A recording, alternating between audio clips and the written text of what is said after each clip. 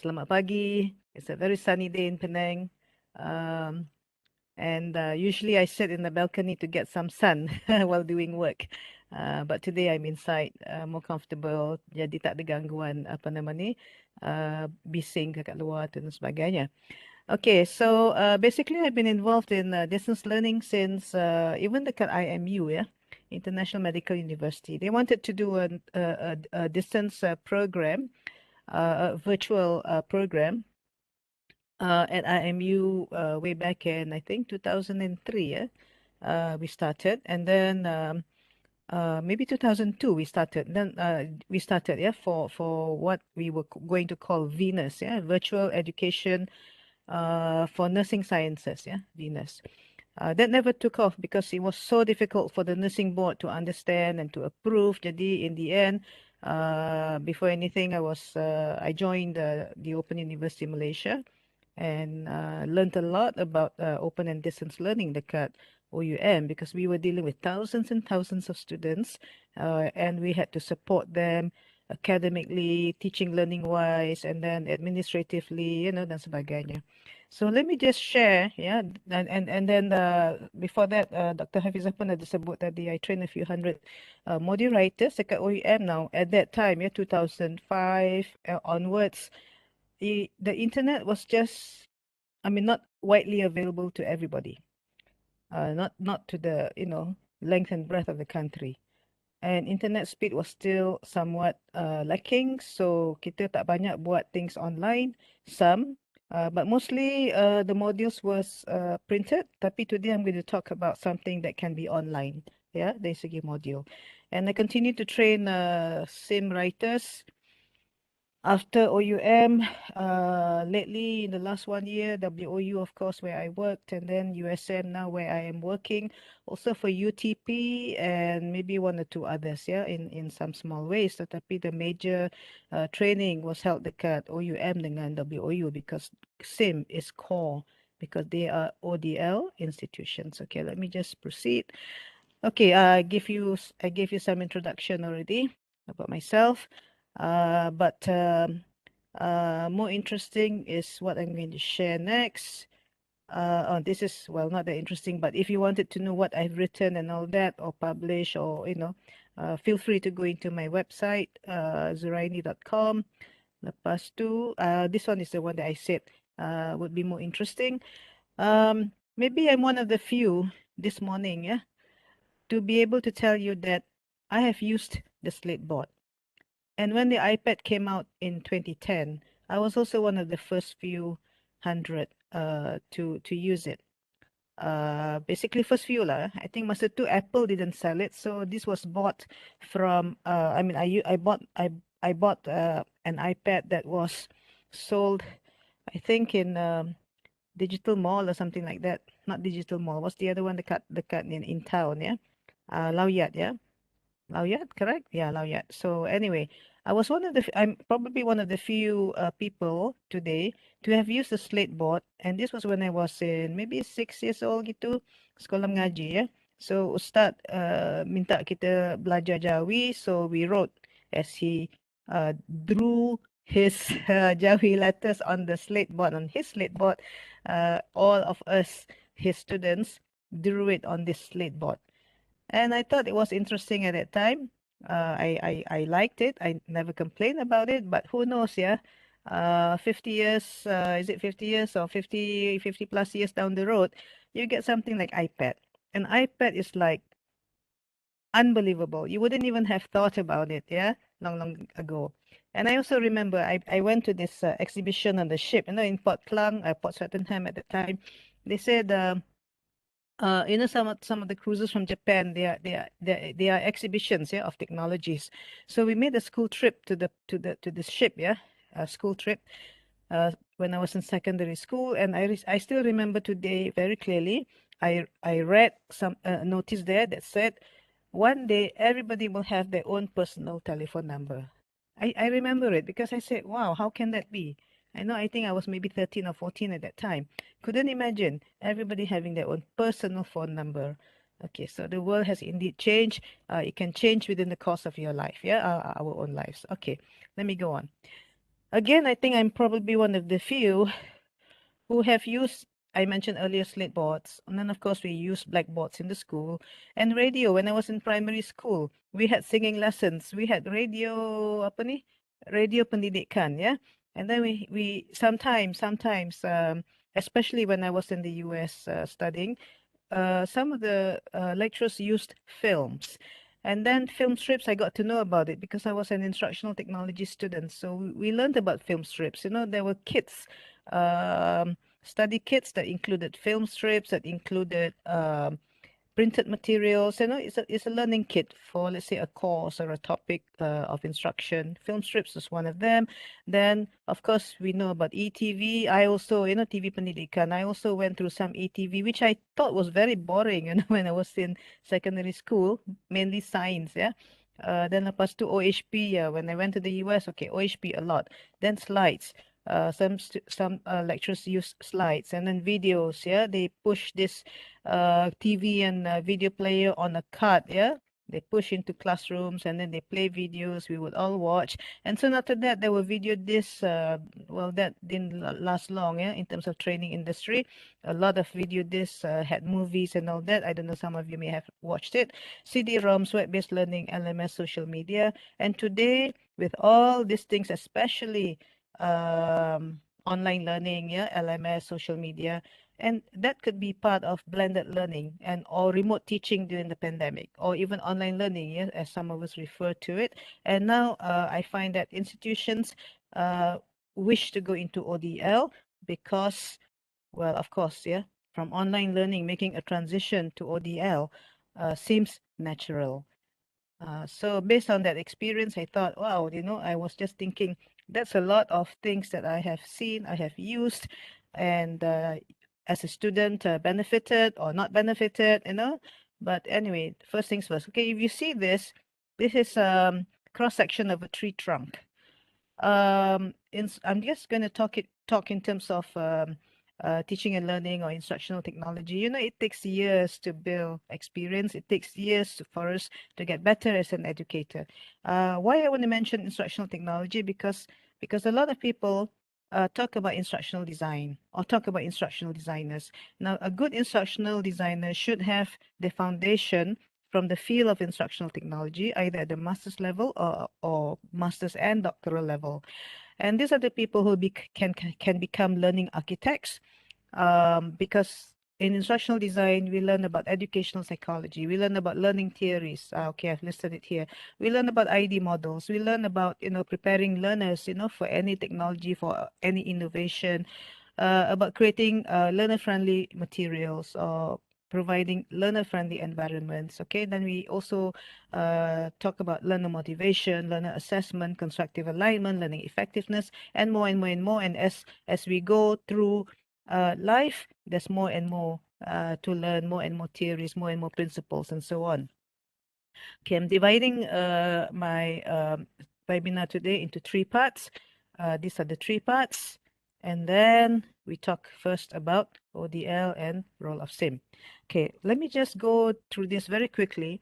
ODL is advantageous to some institutions, to some of us, because we are able to apa namanya, to teach working adults or to reach out to those who are working and to those who are geographically spread out. It could be Malaysia and some other countries.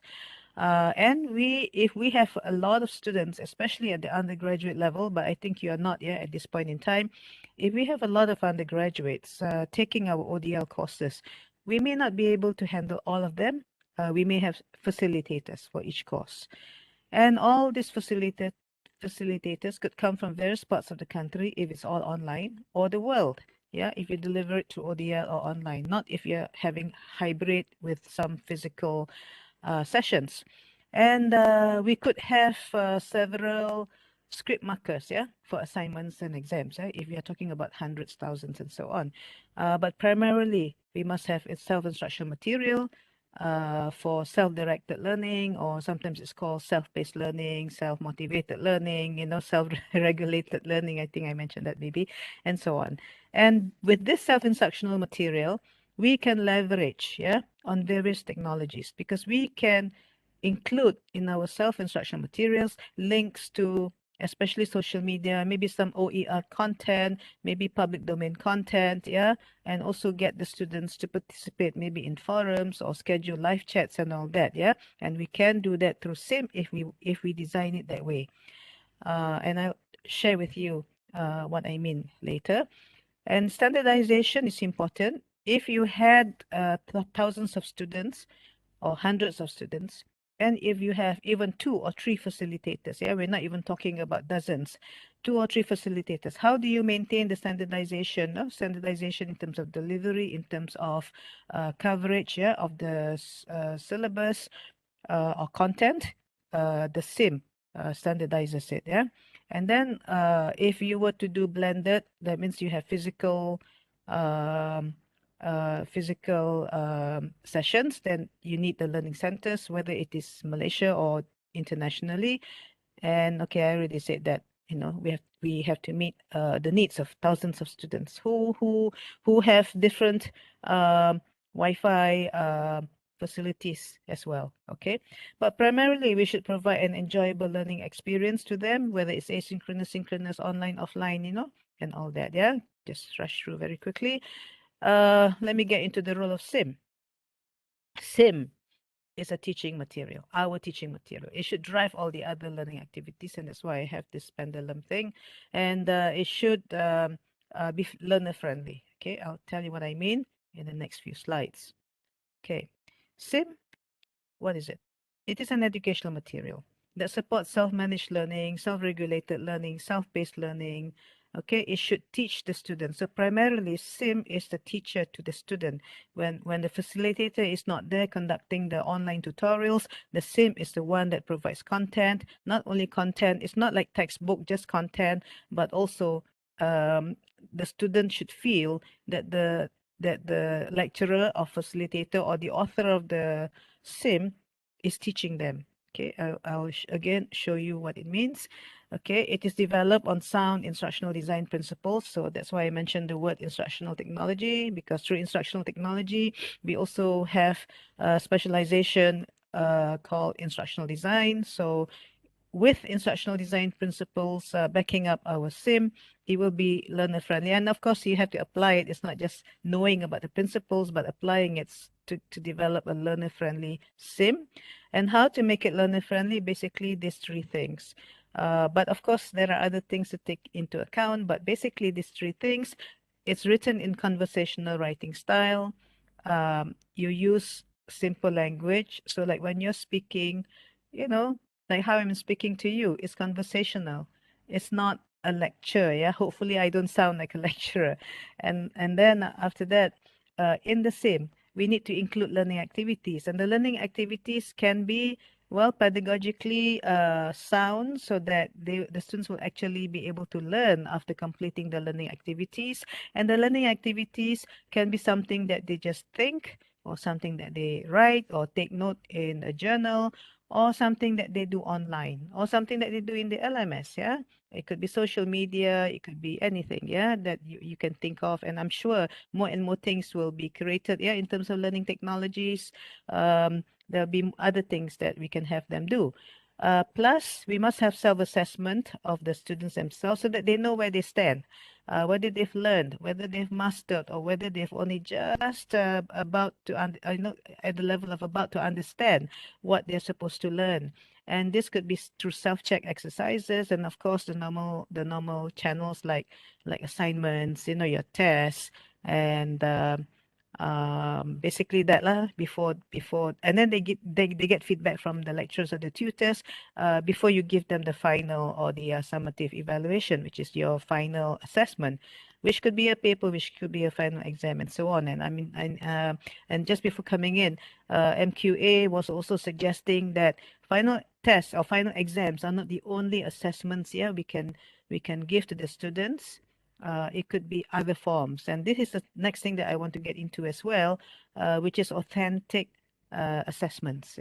Authentic assessments is the one, hopefully, will minimize plagiarism, because like not only distance learning students, but even on-campus students, the other deans, when I attended exam committee meeting, the other deans were also reporting their own full-time students were also copying during the online exams, even when they're using the lockdown browser, because there's no camera. So who knows, they can copying from someplace, or just regurgitating, what they have taken in the notes, or what the lecturers have given in the notes. So how about authentic learning, yeah, to minimize all that? So that's something that I want to get into next.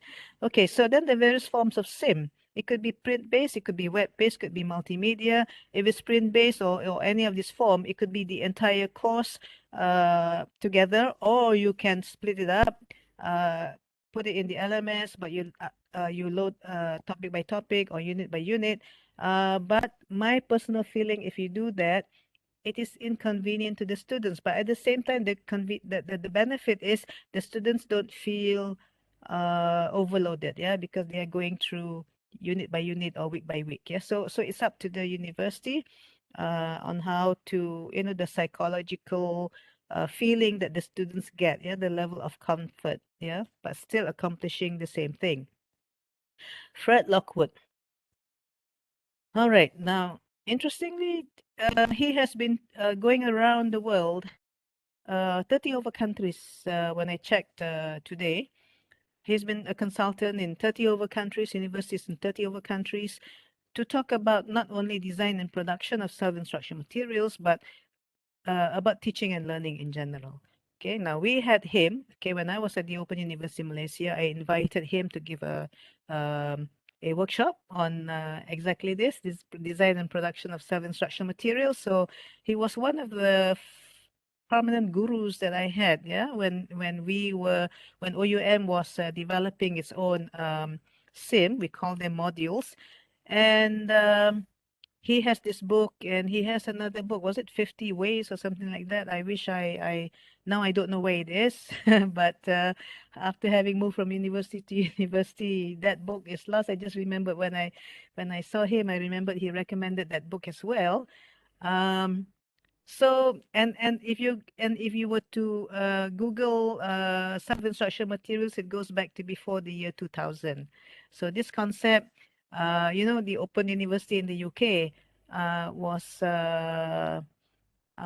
it 52 or 53 years ago? Yeah, was established 52, 53 years ago. They have already enrolled 2 million students, and they also have self-instructional materials. Same thing with USM, School of Distance Education. It's surprisingly 50 years old already, but of course people only know OUM, yeah, and maybe WOU, but USM, School of Distance Education, is 50 years old. And basically, I was asked to come in to see if I could help bring SDE up to where it should into this century. Okay. All right. So, but otherwise, USM also had self-instructional materials, but after a while, they went into textbooks. So now I'm trying to get the self-instructional materials going again. And self-instructional materials are important because MQA requires it. Yeah. When you want to get your provisional accreditation, they want to see your SIM. So that's how important it is still.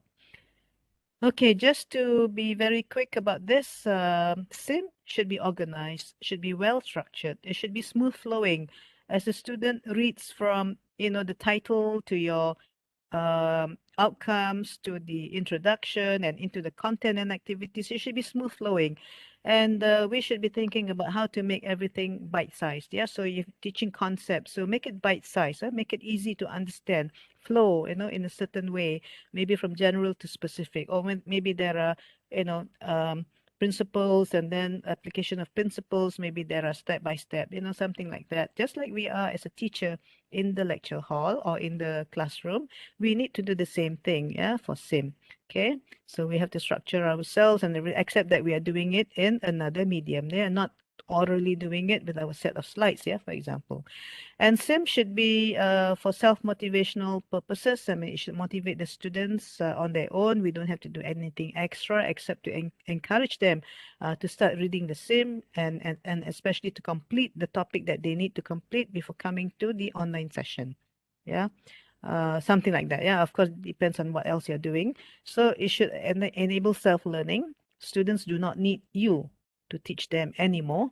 It should be there, all there in SIM.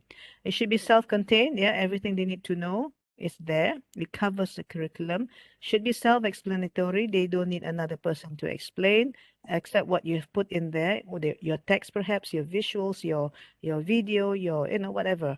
And then it should be self-directed. The students are able to direct themselves, to take ownership. Yeah, and then self-evaluation. There's self-evaluation exercises in there. Okay. Okay, we go to part 2. I'm okay, yeah, not too fast, yeah, because I think you've been exposed to some of these principles already. But okay, let's talk about design and development of SIM. Now, this is where I think different. If you ask different people to talk to you about this, there'll be a little bit of variation. Yeah, some people might talk about. I don't know because I've not heard anyone. But basically, the principles are the same. Maybe the output may be different. Yeah, in terms of how you develop the SIM. Okay. Um, all right. This is what I always try to say, even though I'm an instructional technologist. The first time I took a course on instructional technology, it was about cameras, videos, video cameras, or the media itself, yeah? Using posters, creating posters, creating um, what we call audiovisual aids. Yeah, I took this course a long time ago, so audiovisual aids and everything else. So it was about using something, yeah, about using OHPs, light projectors, yeah, video cassettes, and so on. So I should be the one promoting use of technology, but I'm not. I want everyone to think about using pedagogy. What is the pedagogy that you want to employ when you teach your course? And then you choose your technology. Okay, it should be that way. Otherwise, you'll be driven by technology. So you do a lot of things with technology because nowadays it's so easy. You can use Kahoot, you can use Mentimeter, you can use Padlet, you can use so many things. Yeah, but what is it that you are trying to accomplish or teach, yeah, using the technology? Is it just occupying up minutes, or is it just giving an interesting or a fun experience to the students? What is it that they get after all that? Yeah. So pedagogy to me is the basic of all things in learning and teaching, and we do that first. Yeah. The tool is something that we choose later. So let me talk to you about this. Basically, I'm just giving you the background, yeah, so that you have the sound principles or the reasons, yeah, behind what we do for SIM. Now, everyone knows about constructive alignment. It's part of the OBE framework. So we determine our learning outcomes. And some of us think about how we want the students to demonstrate that they have learned, or some of us think about the teaching and learning activities. Activities mean, reading content, and all that, or attending lectures. Yeah, that's the activities. Assessment task is what you develop after this. But some people, they think about this first, and then maybe from here, this is called backward design. From here, you go into this, and you go into this. But whatever it is, once you have these three, all of these have to be constructive, aligned with each other. So that is very, very important, because if you go off tangent, then you're not really measuring. Let's say you're asking questions that students didn't even learn, or you didn't teach them. um, then really the learning outcome, maybe you didn't teach them because the learning outcome was not specific to that, and yet you ask a question that's outside, yeah, away, yeah, going beyond your learning outcome. So that's not aligned. So whatever evidence there, if MQA visits, they say, hey, you didn't say that you're going to what you call this, students were going to be assessed on this, so why was that question asked? So just something like that, yeah, an example. Okay, more important and more interestingly is this. So OBE comes first, because MQA will go will be basing your, what you call this, evaluating others, starting with the OBE. Once they know what your OBE or what your um, various learning outcomes are, and then looking at the activities being aligned and your assessments being aligned. Of course, if those two are aligned, these two will be aligned. So basically, after that, you think about creating your pedagogical environment. And when we think about creating pedagogical environment, I mean, some of you have explored this. If you look into um, what you call this, pedagogies and so on, there are models that we can follow. There are frameworks, modes and approaches. Of course, sometimes they actually will be based on some theories or models, yeah, frameworks. You don't know, but like flip learning, for example, what is it based on? There must be something else, yeah, behind flip learning, or project-based learning, or what's the other one? Problem-based learning, yeah. They all come after a reason, yeah? And the reason could be theories which become models and frameworks, yeah, for example. And then so that makes up the pedagogical environment. Then the technology environment, that means your platform, for example, the LMS platform, your social media that you're using, the learning resources that you're using, either you create or you are using others, yeah, and of course you credit them. And then after that, you go into the soft parts where how do you motivate the students, it's not just teaching, but how do you motivate them, or how do you build in the motivation, because you want them to succeed, and you don't get success unless your learning experience is good. And then of course there is student engagement, and student engagement is about students liking enough, yeah, of what the learning experience has been, and that is what make them get the good grades. And then of course they go from semester to semester. Now this is especially important in ODL environment, because if at the end undergraduate level we do experience maybe 25 35 percent dropping out, yeah, that's undergrad. All right, so student engagement is something we want to get into, and for the master's level, I think that'll be lesser, maybe just 10% dropping out, but still, yeah. For the undergraduate level, if you get into it, that's very key. So again, OBE and constructive alignment is very key, because if that is all aligned, then the evidence that you provide will be valid, yeah. And of course, that's about alignment. Okay, this was maybe 16 years ago. Okay. I was the director of the Center for Instructional Design and Technology at OUM, and we came up with all this. Or our teaching and learning comprised all this, yeah, all the various learning components. So we started with the print module, which is basic, which is core. That's where everything has to be in terms of content.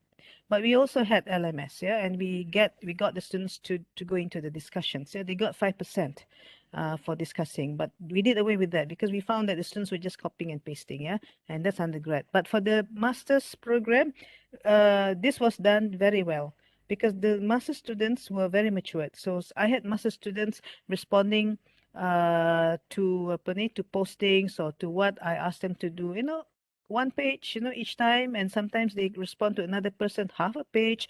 So it gets, it's like so much of reading that translated into things that they learned, reflected, and then maybe give more examples. So there was a lot of collaborative learning involved. So it depends on how you design it. And that's another lecture actually on collaborative learning through online discussions. We also had the face-to-face tutorials at OEM. We had 10 hours every semester. We also created, these are like slides, but we called it iTutorial slides at that time, yeah, for iTutorials. Sorry, these are slides but narrated, and students could listen to these iTutorials, that means the slides plus the lecture, or they could get into iWeblets, which are HTML based, but they are complete bite-sized learning segments, which would take about 10 minutes. They watch something, and then I mean, they listen to a lecture, and then they watch the demonstration to see how that translates, yeah, how that's applied, and then after that, so they get the content. Yeah, basically, it's a self-instructional material as well, without assessment in there. Okay. Then it could be multimedia courseware on CD-ROM. I mean, at that time we had the animators, the programmers, yeah, multimedia programmers, and so on. So at that time, yeah.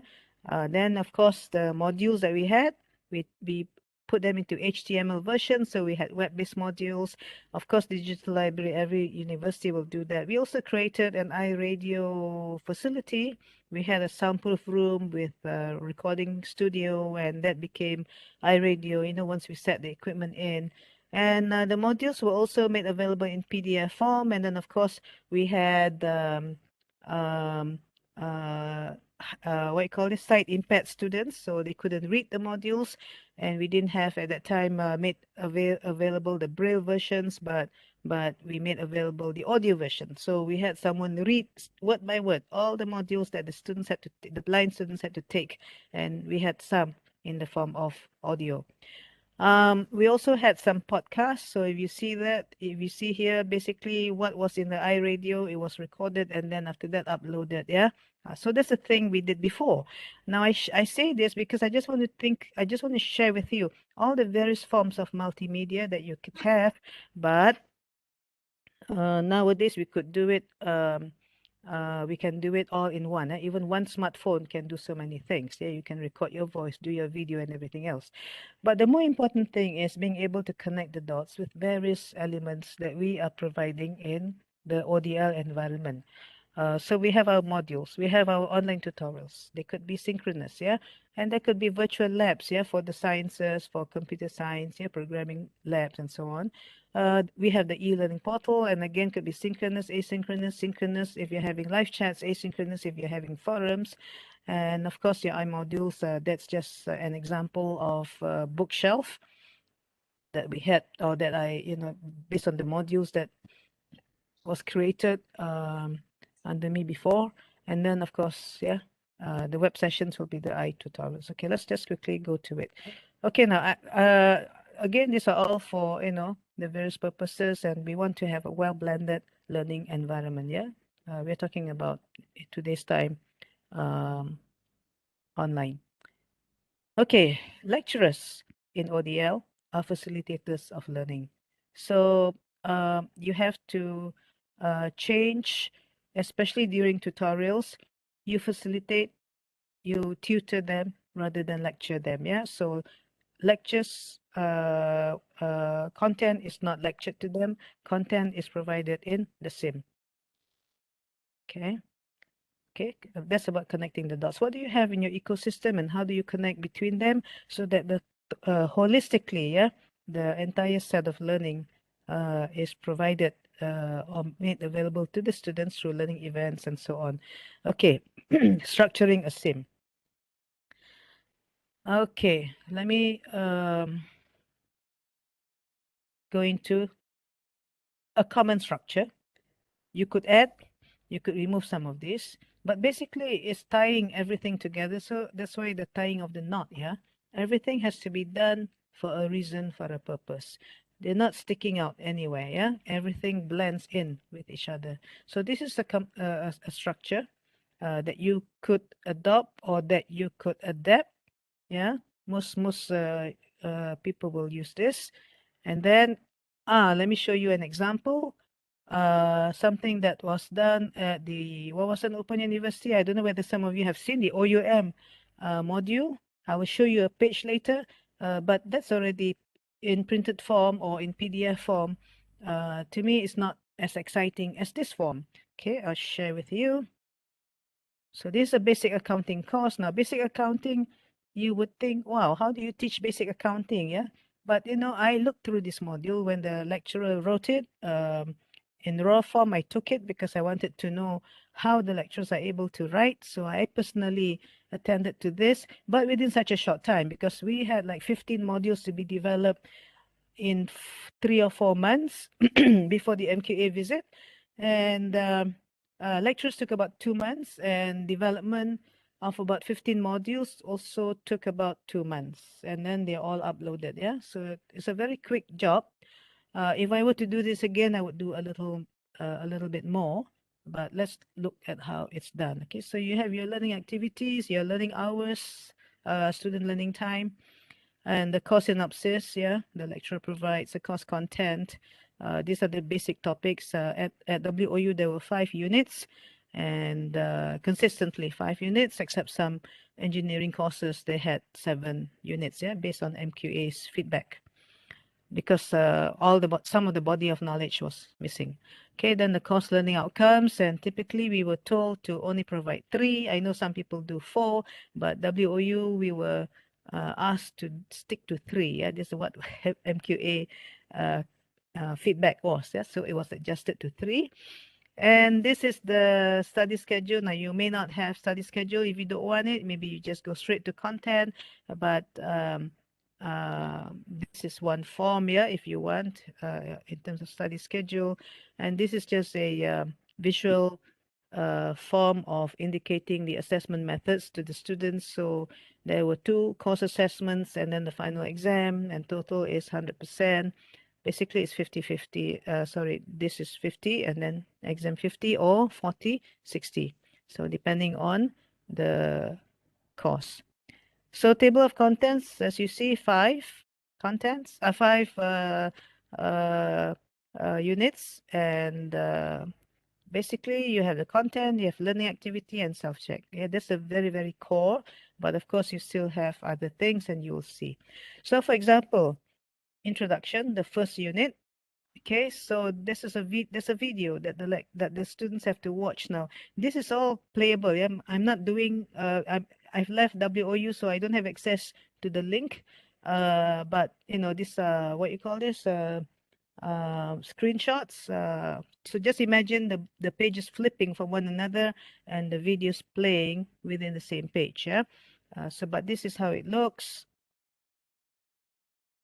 So you see a lot of visuals, that's learning activities, self-check, so that the students, and then they're all bite-sized. Yeah, they learn, and then after that, they are given a learning activity to complete. Yeah, they have videos. Because when you have videos, and I encourage having videos, best if it's your own. Otherwise, take an existing video that allows you to use, but, you know, uh, maintain. I think this one maybe is our own at WOU, but otherwise it's YouTube, and the source will be clearly YouTube. And basically, if you have a video, now I was told a 10-minute video usually represents 1 hour of lecture time.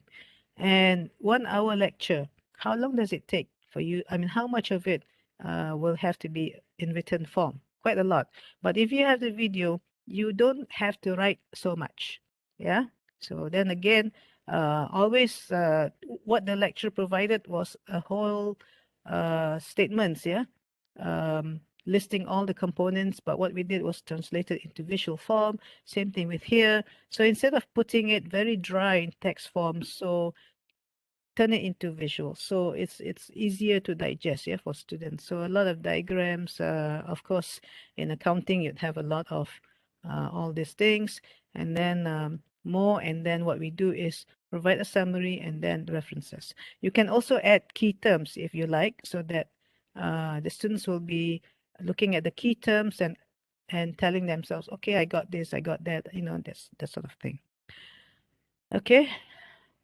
So that, and then part 4 is where we list all the references from all the 5 units, if you like it that way. Otherwise, just stay within at the end of each unit, yeah, for the references.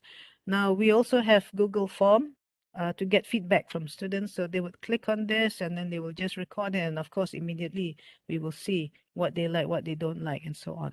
Now, there is another book that was recently released. Now, what we did, what I saw, what I showed you just now was done in 2019.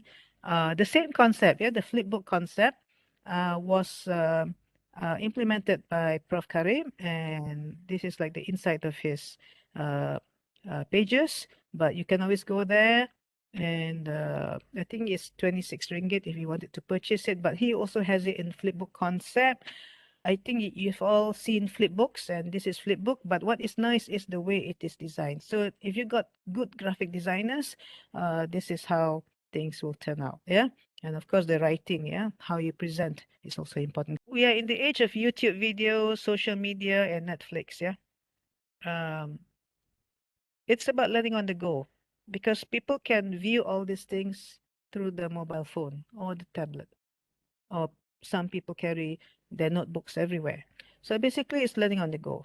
And if they have smartphones, it's like having a tutor in the pocket if they are having your SIM, yeah, in the form of what I showed you earlier. It's like having a tutor in your pocket. And I'm not talking about, I know you wanted me to talk about using the various features in LMS, yeah?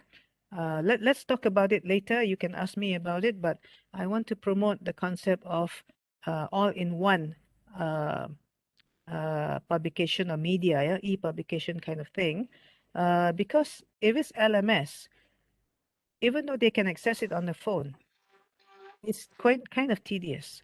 But with the Flipbook that I showed, yeah, I call it an interactive sim.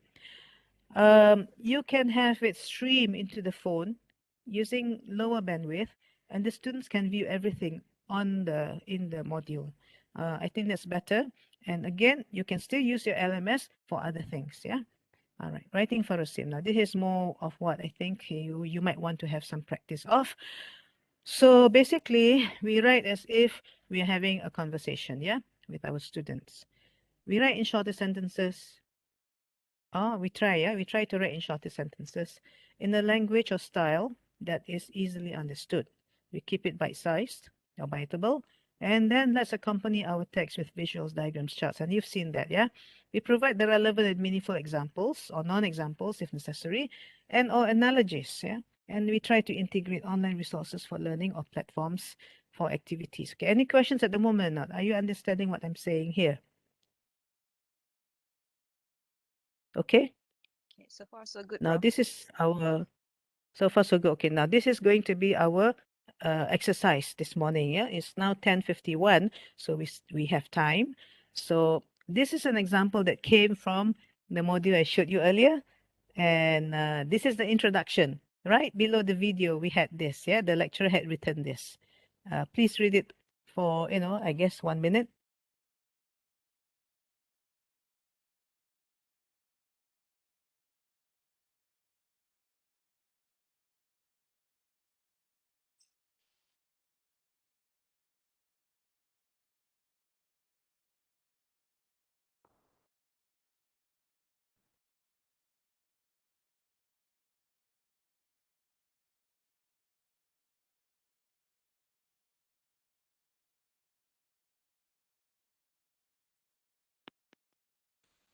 All right. Any feedback on this? What do you feel after reading this? I guess most of you are not accounting students or have not learned accounting. Maybe not all, but maybe some of you have not. To those who have not, when you read this, what do you feel?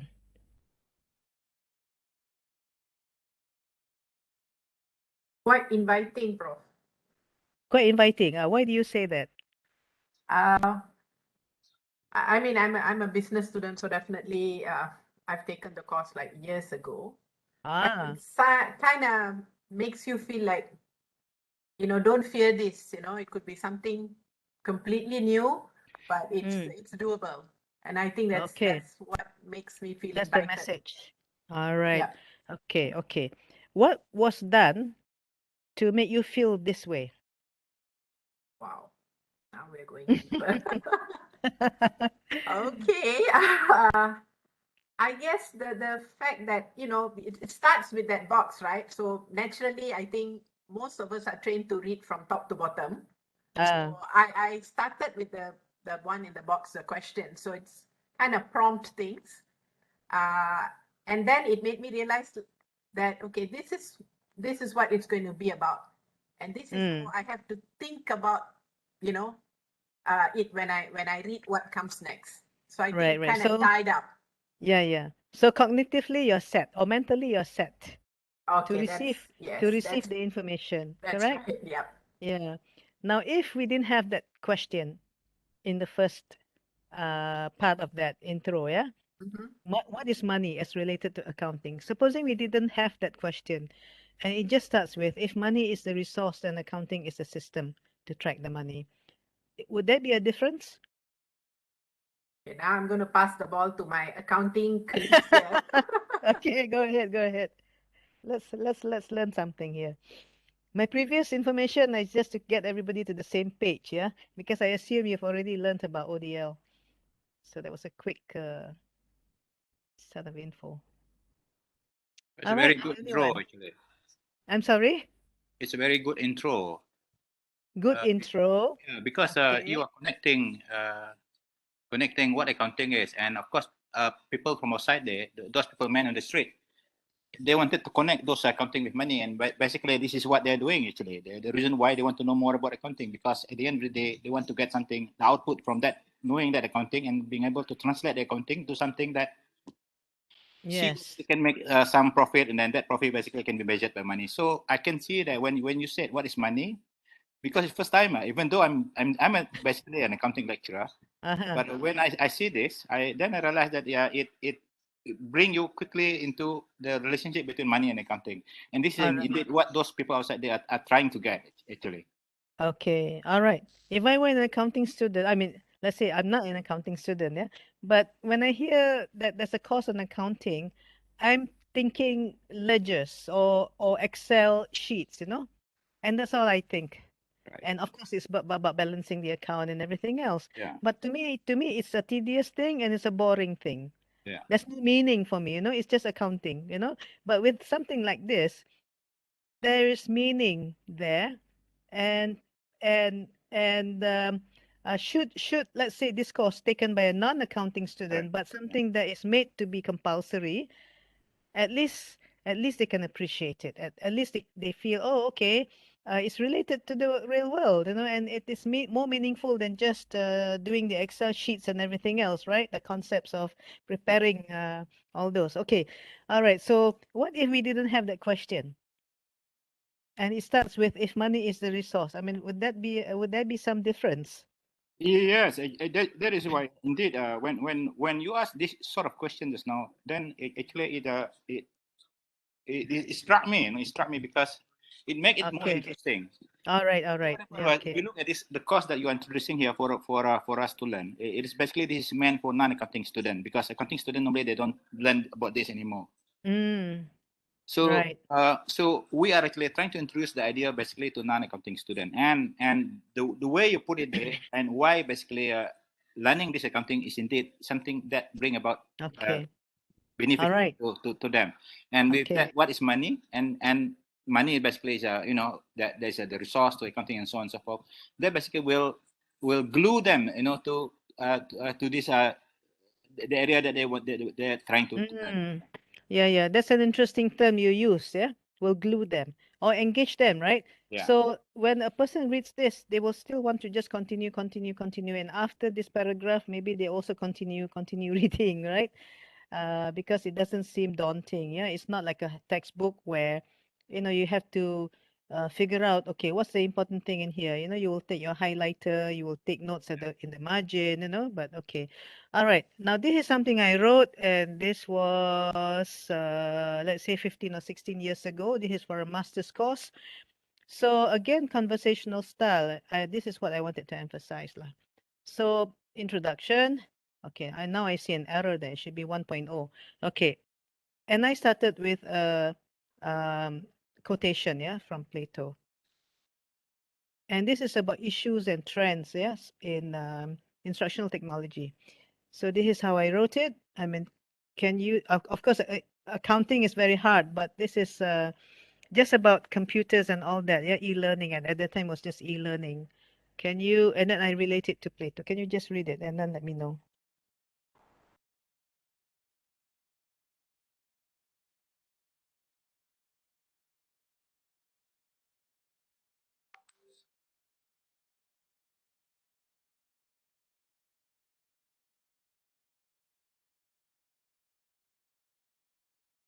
All right. So anything, what do you feel when you read this? This for non-technical subject.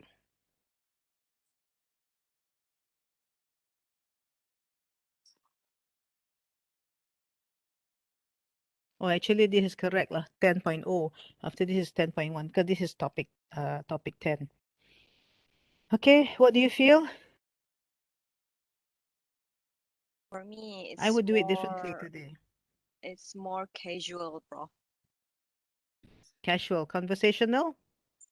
Yeah, so it's kind of, it's not like a textbooks written. So it's kind of you mean this structure, sentence structure, it's like a conversation between me and of course maybe the instructor there. So it's kind of, it makes it trigger something like, isn't it amazing? So yes, I say, of course, it's kind of trigger for me to have a conversation, although there's no conversation at the at that point, but Yeah. you seems to like yeah, it's kind of conversation. So Mm. yeah, for me it's kind of interesting because it's the structure is really casual and it's really to understand because it uses simple sentence. Mm. Okay. So this is introduction. Introduction usually doesn't have content. Yeah. The content starts after, but it is what we do to attract the student or to motivate the student to want to continue to read, or to tell them, to attract them as to what the content is going to be about. So that cognitive hook. Yeah. And I had that box because I wanted to leverage on Plato. And then I relate, and after that, I will go into the current trends and issues in instructional technology. All right. So basically, I just wanted to illustrate writing in conversational style. And basically, you can think about, having a student seated in front of you and you explain to them, you know, or you're just teaching the student one-on-one. You're not going to use very academic language and all that. But that is what SIM is all about. If you go into most manuals or you go into the textbook that Fred Lockwood reads, conversational style is the key thing. Because we want students to learn as though the teacher is there in front of them. Yeah, it's not a lecture. It is a teaching, some kind of teaching. So now I'm going to ask you to do something, probably take about, hopefully, just about 15 minutes. And if you finish earlier, let me know. But select a topic of your choice, yeah? One that you are teaching and one that maybe you want to, let's say, yeah, assume that you're going to prepare a sim for your topic. So write a short intro. It could be less lah, but in reality, let's keep it to about 150, at the most 200. But for today, it could be less. You could write in 5 sentences and see what happens. Okay, write as though you're having a conversation and then think about how you would attract your students' attention or interest to the topic. So can you all do that? I mean, I hope you have your computer or your phone and hopefully the computer, and write about 4 or 5 sentences. And please put down the topic and maybe, yeah, basically the topic. Okay, shall we do that? Next 15 minutes. So now it's 11:03. If the organizer can time it, so in 15 minutes, we can come back and then you share.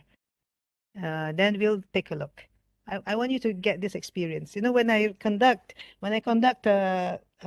SIM or module writing workshops before, before the pandemic, what we do is we have everybody write part by part. So intro, and then after that, the start of your content section, let's say section 1.1, they write, and then we give feedback, that's how we get to that writing bit, because that's the main teaching element.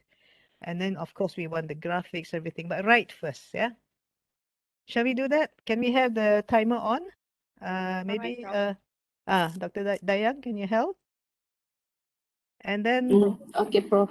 okay, 15 minutes, yeah? But if you finish earlier, let me know. You might take a lesser time than that, especially on the computer.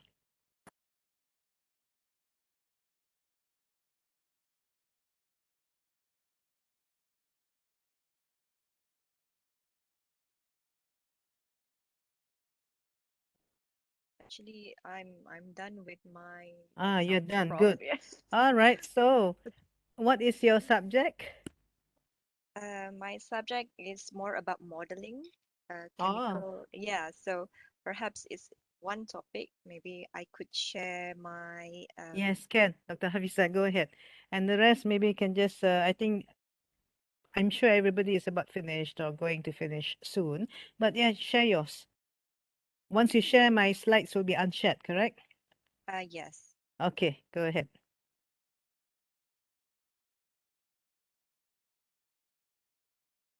And was it easy for you to write?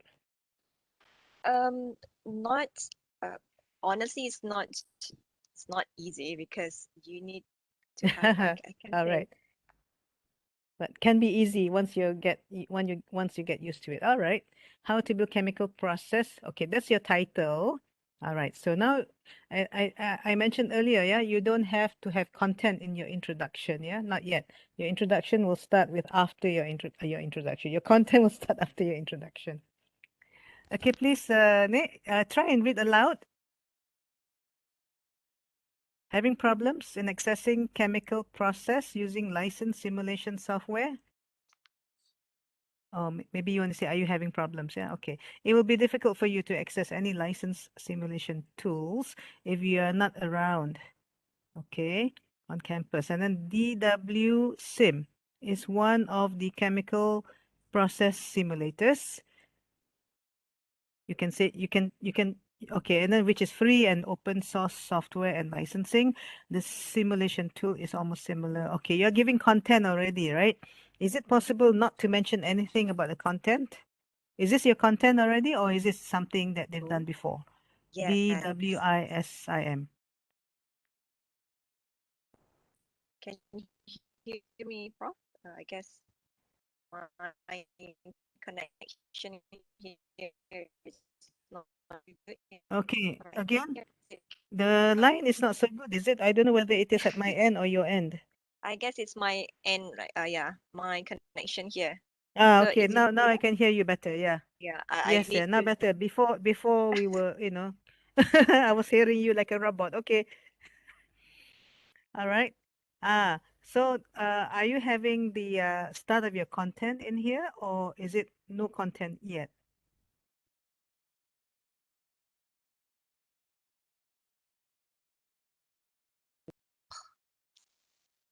The DW Sim, is that your content? It's not a content, it's just an introduction. Uh-huh. Yeah, I guess. Kurangnya ya. Dr. Michael, To Michael, yeah. Okay. you wanted to say something, is it, Dr. Michael? I guess. Yeah, I guess. Okay, go ahead. Yeah. All right. So actually, there's no specific content. It's just an introduction. What is DW Sim? Because it's just introduction for the simulation. What is the DW Sim? All right. And DW Sim is something they're familiar with, or is it actually new? it's new.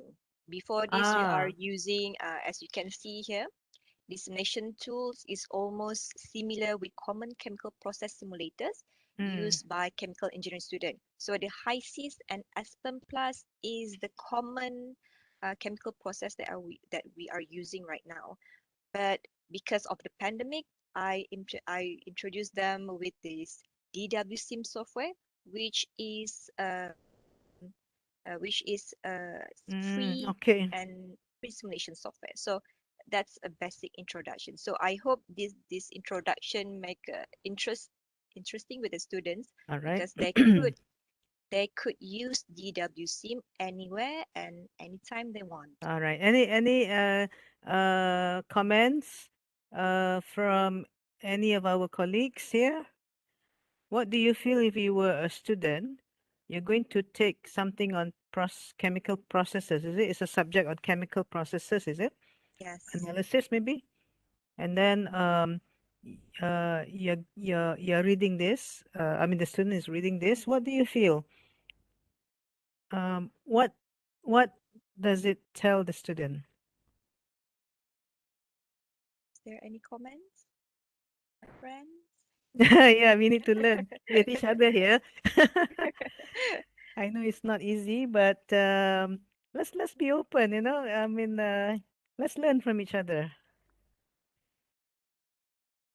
Of course, in the end, we can ask the student themselves, but I like to ask our colleagues here, lah. If you're not in chemical, I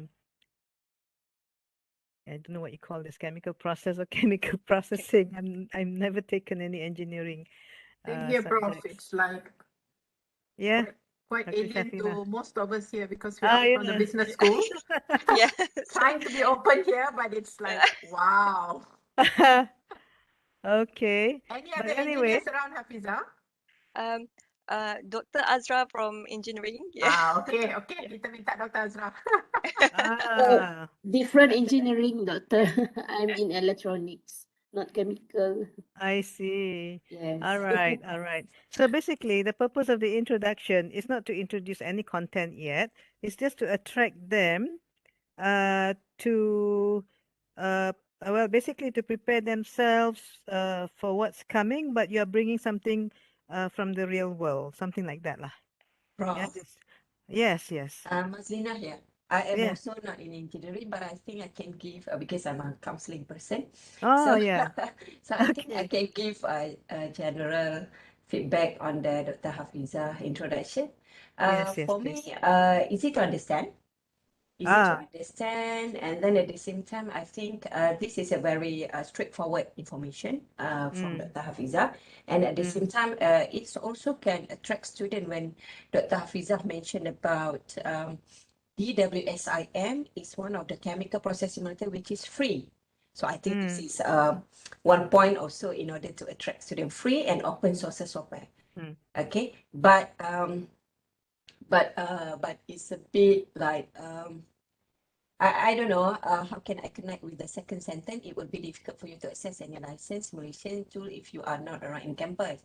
So I don't know, Dr. Hafiza, the second sentence and the third sentence thing, or the third paragraph, this one, are you going to mention about, are you going to explain about the second sentence? What do you want to? Oh, maybe because it Mm. triggers me. The second Mhm. sentence is we have problems in accessing Okay, simulation okay, tools, so alright. that's why I purposely So the put that. solution is DWSIM, right? Yes. So I think my point of view, it might be there is another one sentence in order for you how to solve this. For instance, that is Mm. my idea, right? Yeah, For yeah. instance, how to solve this issue or how to solve or something like that in order to trigger the student Yeah. to getting to know about WSIM. That is my idea lah, from counseling Alright. perspective. All right. Thank Thank you. you so much, Dr. Mazlina. No problem. Yeah, yeah. I think when I write my content, of course, just now the one you saw just now was more on trends, very not very technical, yeah. Chemistry like this one is more technical to me, because it's a terminology and everything else. One tip is to imagine that you are new to this course and you never heard of DWSIM. So right now I feel as though it is jumping off the page. So maybe it's the flow between, I mean, it's already written in easy to understand language, but the flow. So for example, are you having problems in chemical in accessing or something about, wanting to use a software that they don't have to pay. That's what it is, I think, yeah. The Yeah. message here. Mm-hmm. True. Because they're not on campus. So that one must be clear first, because if I read this, I wasn't sure whether you're referring to because chemical process, accessing chemical process using licensed simulation software. So the emphasis is on the licensed simulation software, right? Yes. Because then they don't have to pay. So that context, of the student, when and again, what is this topic is the first topic introduction, or is it going into the simulator tool? That's the other one. So this is not the first topic, right? Oh, yes. No, it So is then, another topic. all right. So something about I mean, maybe you just take a look at it again, but it is about um imagining that you are the student, and you're talking about them having access to a free simulation software. But you can go back and rethink and amend a little bit lah, or put in another sentence or something like that. Okay. All right. Thank you, Prof. Okay, you're welcome. Okay, anyone else from business then, or economics? Right, my friends, you may share your Yes. screen, my friends. Yeah, we can do one more, and after that I will continue. Just one more. Jangan segan-segan. Anyone? If there is no volunteer, I can volunteer mine. Yes, good. Yes. Good, Yes, Dr. please. Michael. Michael, yeah. Okay, share dulu. Mm-hmm. Where is mine here? So this is what I've done. So yeah, I'm also learning.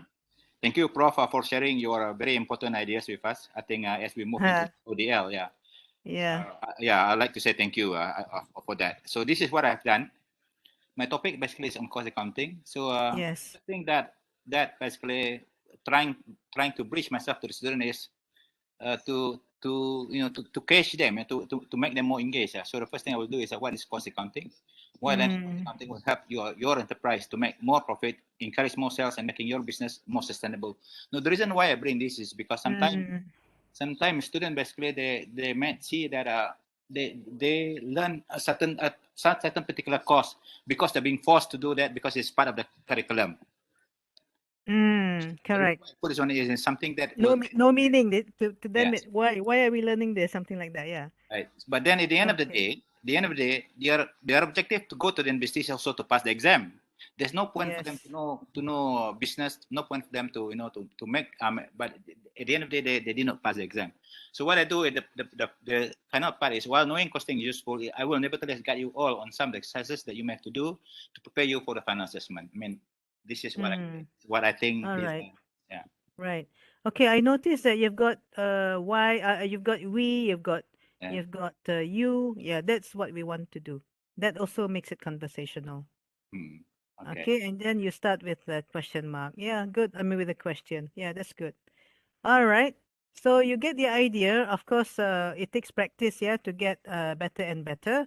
But that I'm trying to force you to understand what conversational writing is all about, and yet they are learning. Yeah, the students are learning, not because um, we are not. I mean, some of us think that we have to write it academically, like textbooks, right? But actually, they can also learn when we do it this way. Okay, let me go on with my slides. All right, so we've done this, and hopefully you have learned a thing or two here. When we write in conversational, it's just to make it easier for them to understand. It's not about us no longer being an academic. All right, gunning fog index. No, so now writing for sim.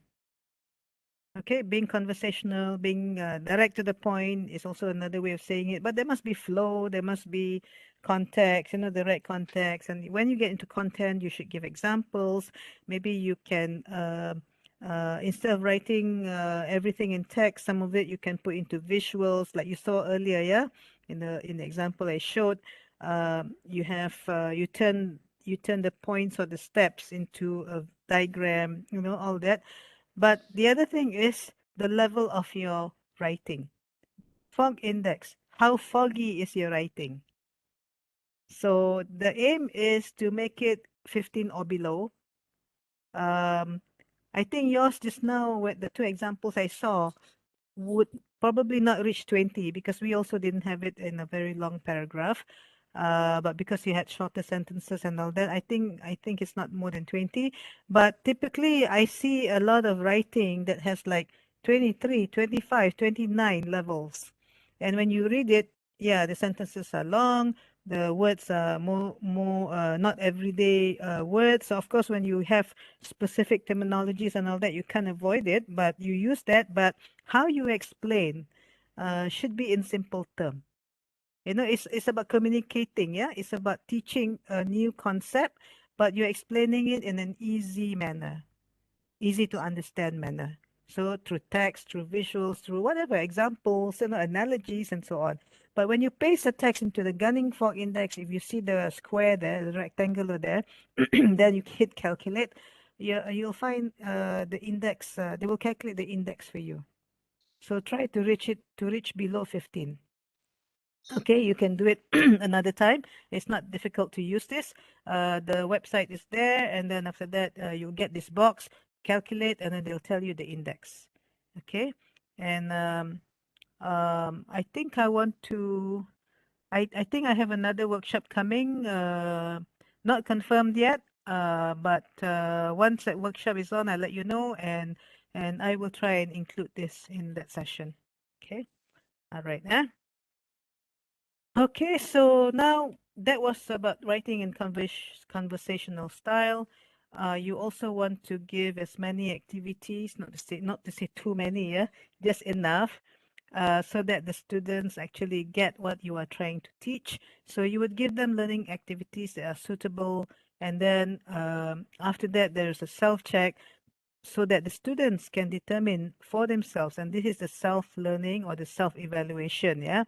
So self-learning on the top, self-evaluation at the bottom, um, and those are the purposes, yeah. I've written it there. So something like this would be something that you include, yeah, in your sim. Okay, let me go on. And as I said, use visuals and illustrations in your sim. If there's copyright, please note it. Otherwise, if you want to use pictures, there are some copyright free for free, or you can pay a little bit and you can use those pictures quite freely. Okay. I got mine from stock photographs. PowerPoint gave it to me, so I think there's no copyright. Okay, because PowerPoint presented all these pictures to me. I just needed to choose which ones. Okay, and then diagrams. This one I paid for to get templates like this. I think I paid 44 USD. And I got 3,500 templates. So you can even take things like this, yeah, to show processes, to show cycles, to show maybe just to explain ideas, and there's other things. Yeah, this is an infographic, but you can, you can turn it into something that you can, itemize ideas or, something like that. This one you can use Excel perhaps, yeah, to show statistics. Let's say you gave statistics, but don't just put it in the text, but also show it, yeah, in terms of this bar chart. Infographics, you can also, that 44 USD gave me all this. So these are just examples. Tables, and again, tables, you can use Word, yeah, uh, timelines to highlight maybe like history, for example, or evolution, you can do that. And this is, I know some of you are very good with this because I see more and more lecturers using things like Kahoot, Mentimeter, Padlet, maybe Pinterest. Yeah, Pinterest came out earlier than Kahoot and all. Even crossword puzzles and quizzes, of course, you can use, I think, yeah, in your LMS because Moodle provides quizzes, and I think, I'm not sure what you're using, but you could probably have this self-marked quizzes. And then crossword puzzles online, you can quickly think of your crossword puzzle has what? Clue and what's the other one, yeah? Clue and the answers, right? So you think of the answers, you put in the clues, and it will generate the crossword puzzles for you automatically. You just Google and you'll find a few tools online. And of course, your own slides, your own voice, yeah, recorded audio or video, or somebody else's. Depends. Something like, if it's issues kind of course, or if it's the latest marketing technique, or latest kind of business, like you talk about digital business, or you talk about, online shopping, you can always get a lot of these slides, or YouTube videos, you can just incorporate them and make sure that you don't download them. You just give the link and you credit. All right. And when it plays in the YouTube platform. So you're not infringing copyright because, the numbers for those YouTube videos are going to run, as your students click on them. And Canva, you have all that. Yeah. So basically, there can be many options, yeah, in terms of how you provide content or how you teach your student. Okay. And of course, public domain, you can have Vimeo, YouTube, whatever else, OERs, and OERs. There's so many sites where you can probably borrow the lesson plans or something like that. Just explore. Okay. But always remember constructive alignment. When we put in something, it must be aligned to our course learning outcomes. Yeah. And of course, your learning assessment later on must be aligned. Okay, so everything constructively aligned. That's most important. Okay, the last is on the development cycle, and I forgot to explain to you why this violin and music, piano, keyboard. With music, you can't make mistakes. With teaching and learning, it's not like that.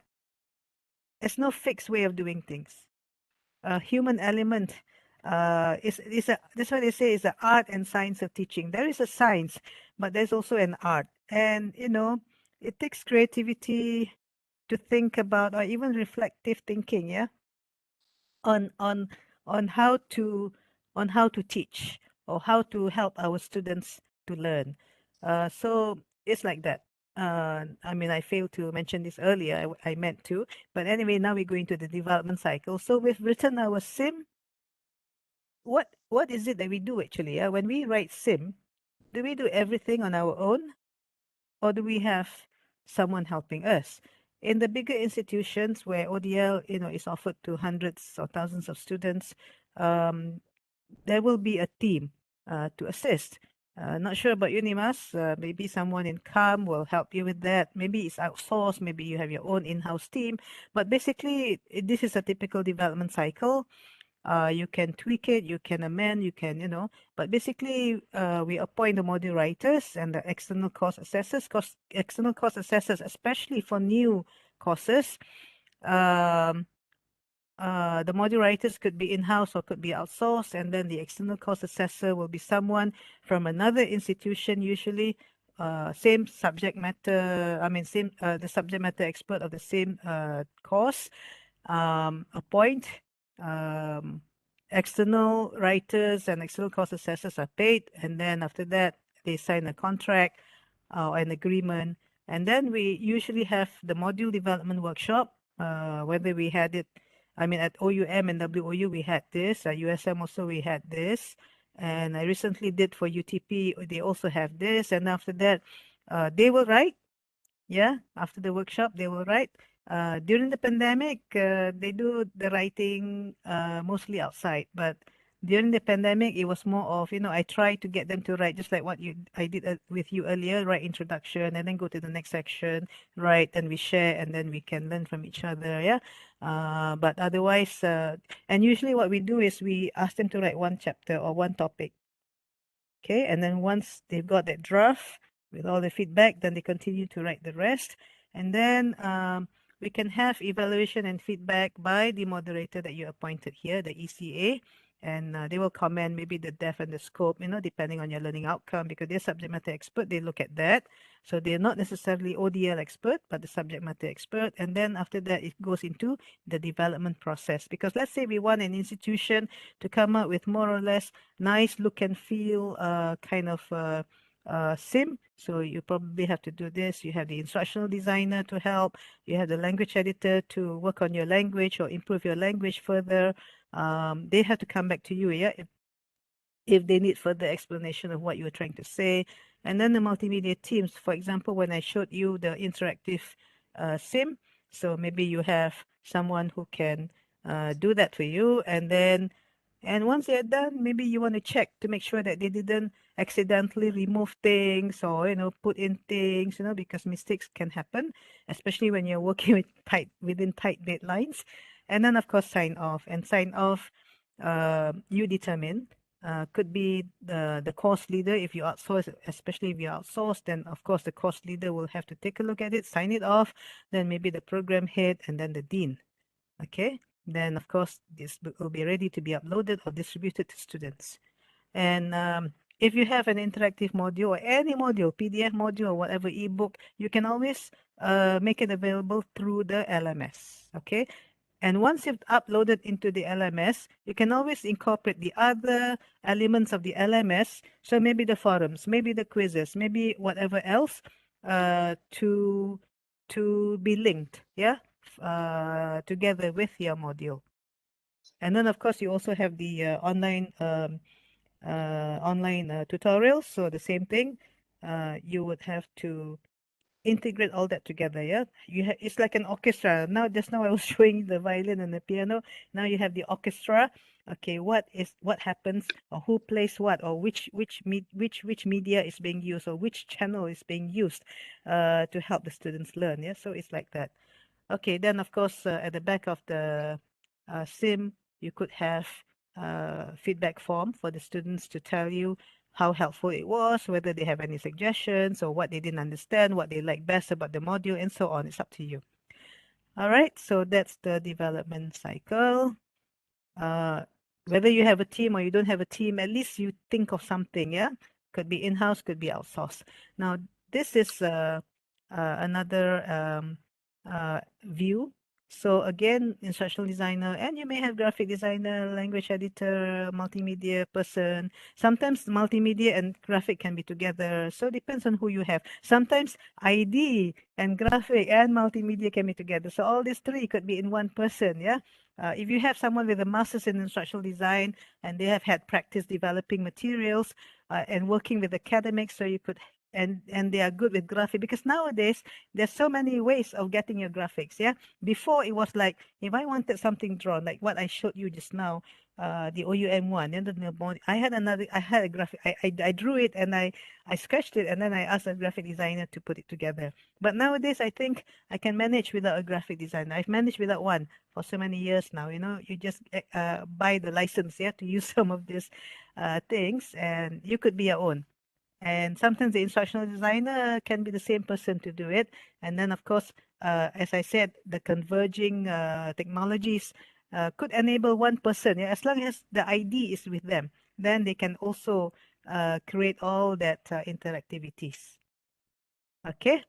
Um, so you really, so like for CIDT, yeah, Center for Instructional Design and Technology at OUM, we once had about 50 people, yeah, during my time, and that was like 15, 16 years ago.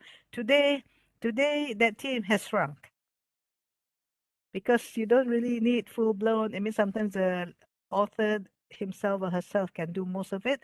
And then just maybe language, yeah, maybe language. Some people don't have the flair for it. You need an editor. That's why I said these three can easily be in one. But language editor is something specific.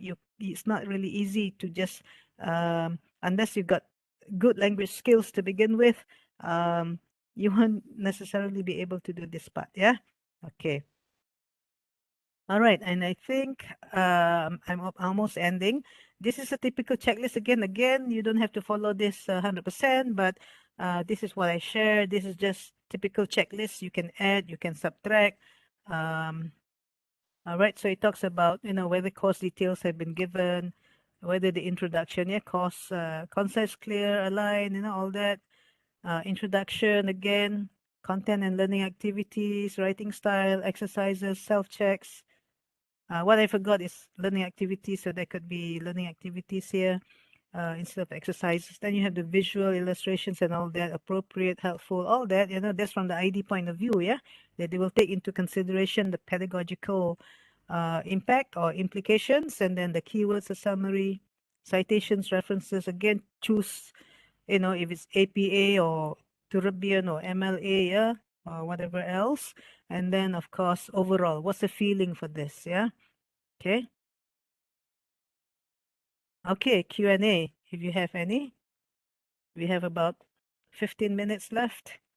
Maybe there are questions which I didn't, you know, questions to answers which I did not share yet, but I'll be happy to take them. I'll answer them if I can. All right. Maybe Dr. Hafiza, do we have any questions? One question from me, Prof. Yes. All right, I'm interested with the development team, right? Mm. So in terms of language editor, is it from your own center or you appoint from external? Okay. Yeah. All right. At OUM, we had, I think, 2 or 3 language editors at that time. Now, I think they have at least 2. But if they cannot cope, then we outsource. Same thing with WOU. We have our own language editors. But if we cannot cope, you know, like let's say in meeting the deadline, then we send them out. Outsourced. All right. But because this Mm. is first time that I know about we need to have a language editor is a good thing because we need to double check all of our sentences because we Yeah, are yeah, not a yeah, yeah. language Yes, people. Yeah. correct. So we Yeah. try to make it good, especially when your materials are going all over the world or, you know, all Yeah. over the country. So the image of the university, True the image indeed. of your department or faculty or school, you know. Yeah, yeah, yeah. And it's not that expensive language editor. They're the cheaper of the lot.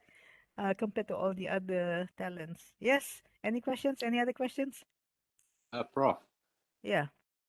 Yeah, I have a question to ask. Now, especially the materials there are two sets of material. One is basically materials basically which is done by ourselves, and the other one is the materials which is actually we got it from the author or the author of the books, you know, the slide notes and so on. Now my question is basically do we really need to yeah, of course we need to modify it, but how basically we acknowledge it when it comes to this oral presentation? Do we need to put the insight before It is maybe yeah, it is the same copyright laws are applied, just like when you write your academic paper, it's the same. all right.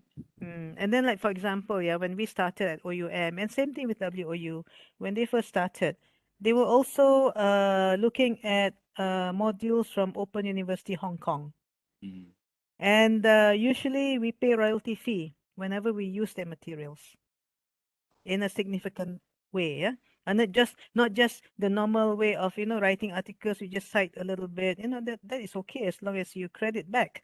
But you know, if you take chunks, you know, maybe 1 unit or half a unit, whatever it is, we pay royalty fees to Open University Hong Kong, both OUM and WOU. That's an example, yeah. And if you work with other, and also we have had other universities. For example, some universities in Africa, they wanted the license to use our modules, yeah, WOU modules, for example, and we charge them something that is whole, yeah. They don't change anything. They just take our modules and they use as they are, but they pay fees to use license. Sorry, they pay license to use. My other question is, yeah.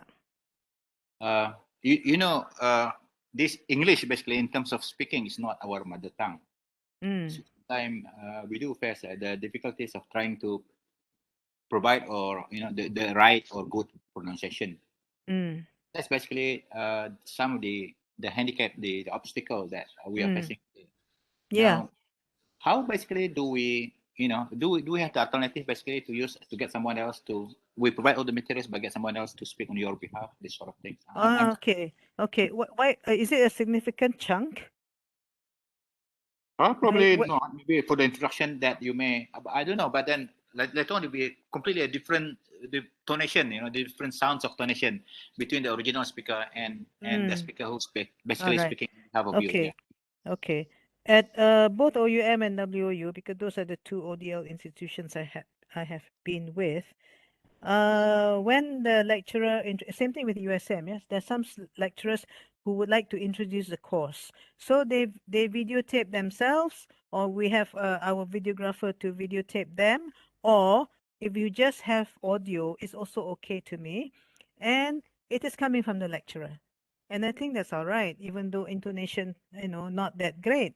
But if you want to teach this internationally to Western English-speaking countries, then maybe you want to consider. But it's always the lecturer, yeah, who welcomes the students. But if it is like content, where you want things read, like for the blind students, if you prefer, then you engage someone who with a good voice and who can speak well. We did that at OUM. And we had so many staff. Some staff are very good. We use them. We did not outsource. Yeah.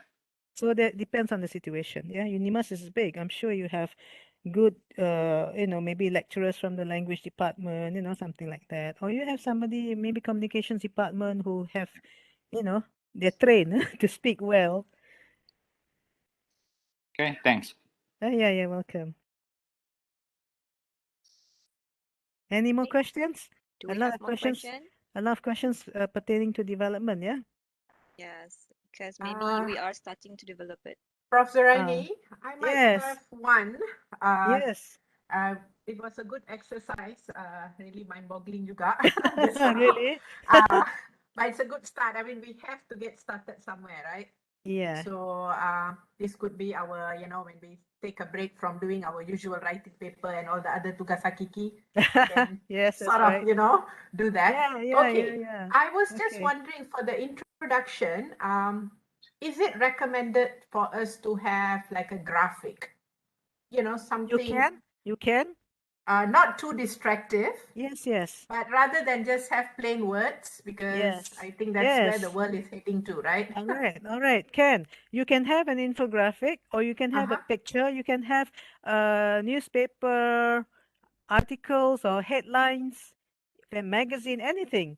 Okay, And so then after that, that's allowed, huh? I had, yes, like I had Plato, the what you call this Oh quotation yes. from Plato. Okay, you took the quotation. Right? Okay, all right. Ah, very simply put, and I think it's apt for me to weave it in into for my chapter. So that becomes to me the underlying theme sort of, yeah. It's about Mm-hmm. knowledge, yeah. And then after that, start writing my intro. So you could have a graphic. You could have Okay. an existing graphic, you could have your own graphic, make your own, or you could have even a video, short Oh, video, even a okay. short video. Yeah. All right. Anything. But Anything. is there like a, any like a strict no, like, maybe cartoons are not professional Oh, enough cartoon or you can use. I can. wanted to show mine. I started with Okay. cartoons too. All right. But good if you can make it consistent. If you are doing, you want to start with a cartoon and then you do your intro. Every topic you do a cartoon. But Yes, of course yes. you must credit the source. You always credit your what you call this, the original source. All right. Okay. I just wanted to check whether Or that was okay. if you know a student who is a cartoonist, I mean, like I had one before at OUM, and I got the students to give me cartoons for our newsletters, and the Ah, same cartoons I use for some of the modules. that's being There are many ways resourceful. of doing Okay. things. Many ways of doing things. Okay. And with the students, you don't pay so much. I think we only paid what 50 ringgit per cartoon, but he was a good cartoonist. He did a lot. Okay. Can be Okay. good That's a pocket thought money. there. Okay. Yeah, I'm good gonna pocket money. pin, Yeah. put a note on that. Okay. Thanks, Yes, Prof. yes. Sure, sure. I like writing modules mainly because it brings out our creativity. And sometimes this is an outlet, from the usual routine, academic routine, very tight, yeah, very nowadays with MQA and what JPT, they have so many rules, this, that, everything, everything within the framework is getting tighter and tighter, right? So True. sometimes writing module allows you to express yourself in some other ways. If you enjoy teaching, you will enjoy writing It's or enjoy almost like preparing. a stress buster, different kind of stress. Ah, yes. Yeah, depends on the person lah. Depends on the Yeah. person because like for me, I like to write and I like to put in visuals, to make people understand better, perhaps, So more diagrams, of a, like a charts. storytelling way of, Yes, that's the correct okay, word. It's a okay. storytelling, and of course now it's digital storytelling. You can incorporate all kinds of media, all kinds of platforms, and then and it's not like you have to write every day, it's once in a while. Once you finish your sim, maybe another 3 to 5 years, you don't have to touch it. But you can still change it because maybe examples change, maybe new events happen, that will illustrate better, or you want to add another event, like that. It's almost like doing like a mini PhD, maybe. I don't know. No, not that difficult, not that difficult, not that difficult. Okay, Prof. But it's like writing a book, but it's an interactive book. Okay, all Not right. writing an academic book, not publishing academic articles with methodologies and findings and all that, yeah, discussion of your results. No, this is about teaching, about This is more communicating. of light Yeah. and easy and Yes, light and okay, easy. Yes, light and easy, but doing it through the sim rather than through being in the class as a lecturer. okay. Another form. Okay. Thanks, Prof. Yeah, you're welcome. Any other questions? How was my introduction to ODL? Are you getting benefit from that? Yes, Or Prof, it's great.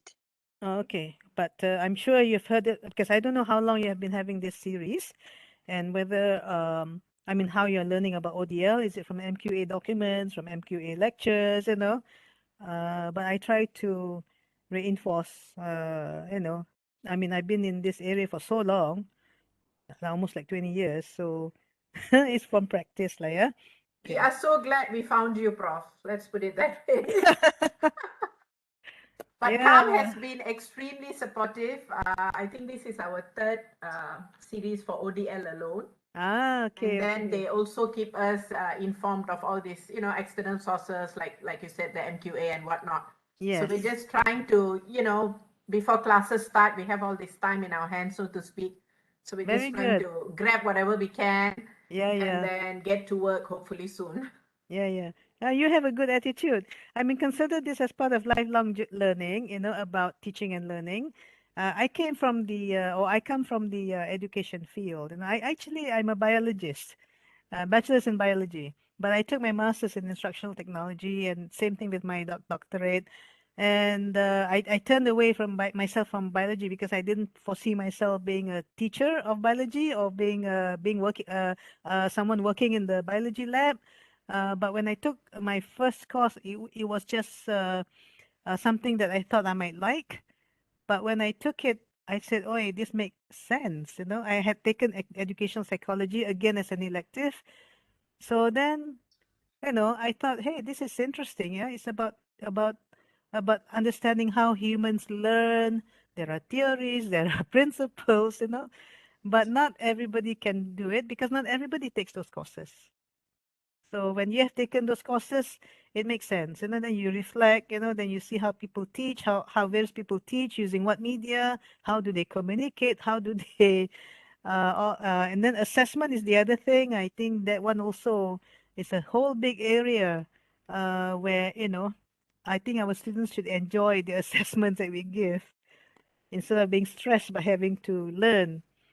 And I see some rote learning still being required, can we move away or not, from all those things? And yet they learn, in a significant way. And yet the evidence is also there, provided to MQA when they come to visit or when they come to audit. Any questions? Any other questions?